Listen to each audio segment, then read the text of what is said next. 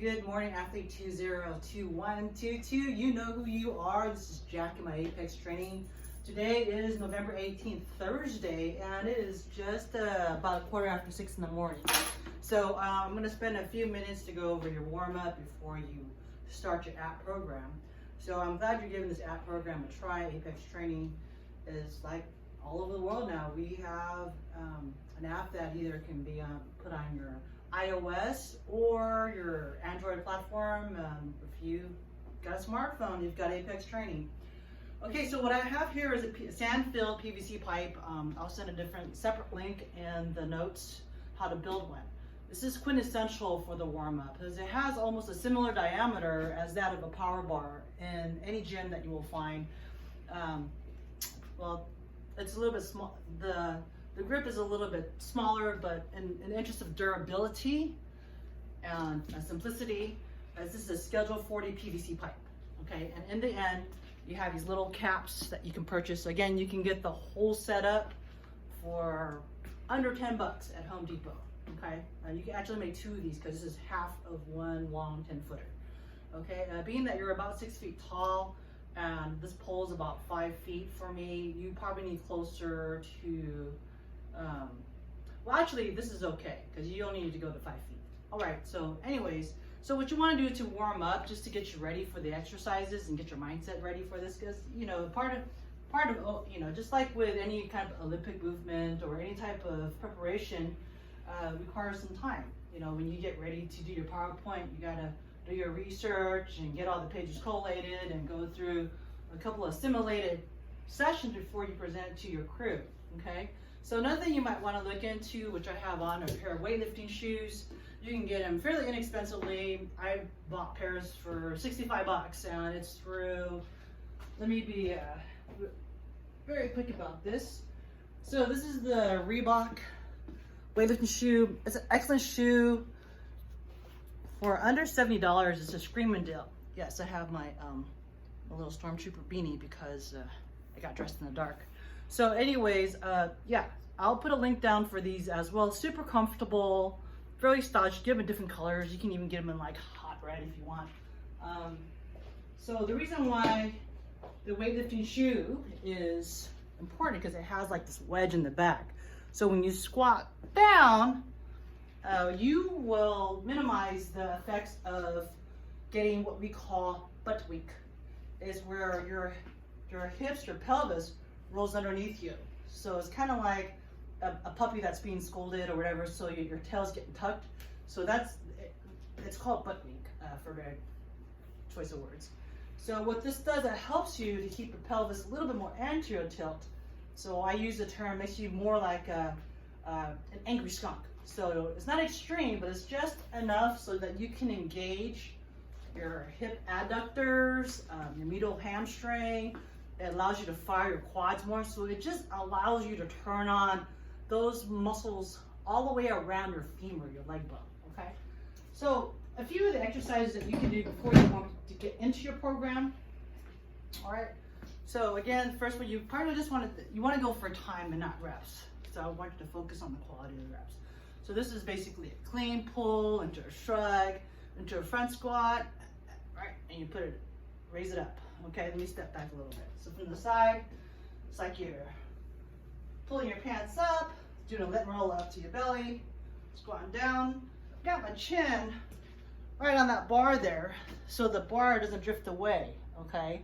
Because in the gym, if you're going to use the barbell, you don't have to barbell way out to here because it'll like mess up your wrists, right?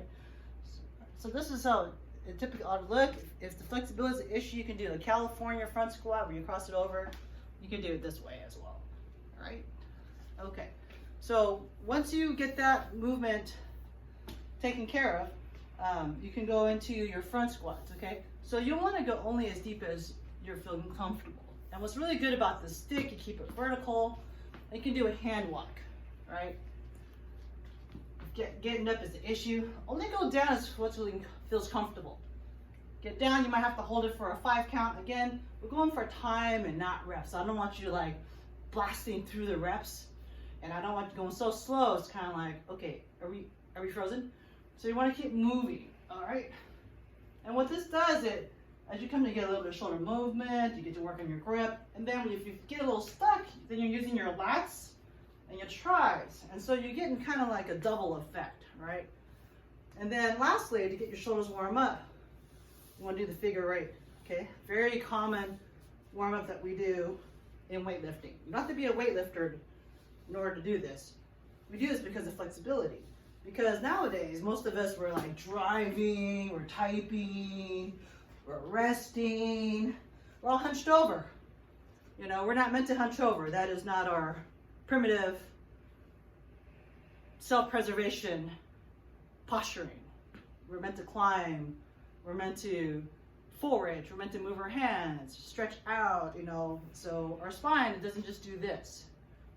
It moves, it rotates, it's neutral spine. So anyway, so that's what I would do, is recommend you get a PVC pipe, get 2 end caps, sand fill it. Don't use it in liquid because you get a little leakier in the situation. And some people go as far as getting some cement glue for the PVC pipe. If that's just over the top, you know, invest in a closet dowel. That might be the easiest bet, but you might have to cap the end just so it doesn't scrape your flooring. Okay? So with that warm-up completed, we're gonna go into our first movement here. I don't have your app open to the exercises, but I know the one particular in question is with the resistant band, so we're gonna focus on that. So you'll need your Trx Anchor because you require the door to take this, gets taken care of, okay? So I'm gonna just angle this and turn it to the side. All right, you can see my door. So when you anchor this, ideally you want to anchor it close on the door with the hinge side. So it just prevents warping and just a little more supportive of having the hinges there. But in the interest of the video, we're going to pretend that this is the side of the door with the hinges, okay? So in that case, you'll have to feed the anchor on the opposite side and thread it through the opening. So anyways. So you want to place it, whereas when you're on your side, the band lines up with your hip, okay? So you don't want it so high, you don't want it so low, and create that that misalignment with your hip, okay? So that's how you would set up the anchor for your hip flexion, abduction movement, okay? So you'll need your ankle strap. Your resistant band should have came with an ankle strap, and of course the band. I will probably start out with a 30-pound band, which is the green one, I believe. Okay, so I'm going to remove this from the door. We're going to pretend that we have this anchor to an imaginary door to your left. Okay, so I'm actually using the power rig here. And let me tilt this down a little bit more so you can see exactly what I'm doing here. All right. Okie dokie. I am my own boss. I'm the videographer, and editor, and the coach. I love coaching. Okay, so from here, what you want to do is now you want to imagine there's the Trx Anchor already fastened to the hinge side of the door. Okay. Here. So you're going to hook one end of the resistant band to the loop of the Trx Anchor. And then we're going to work on the right side. So you're going to take this, of course, and you're going to strap your leg in.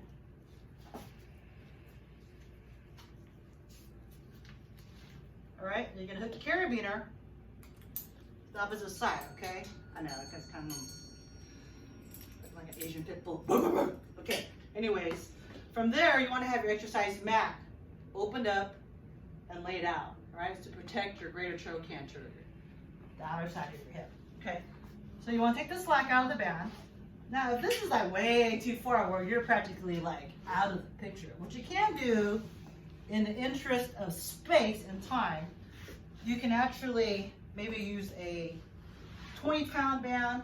So drop it from a 30 to a 20, and you just thread the band through the loop of the TRX, and you can just hook both carabiners to the ankle strap, which is more reasonable. And then from here, when you come up, what you want to do is you want to get your brace, get your core engaged, get your arm and elbow down into the ground.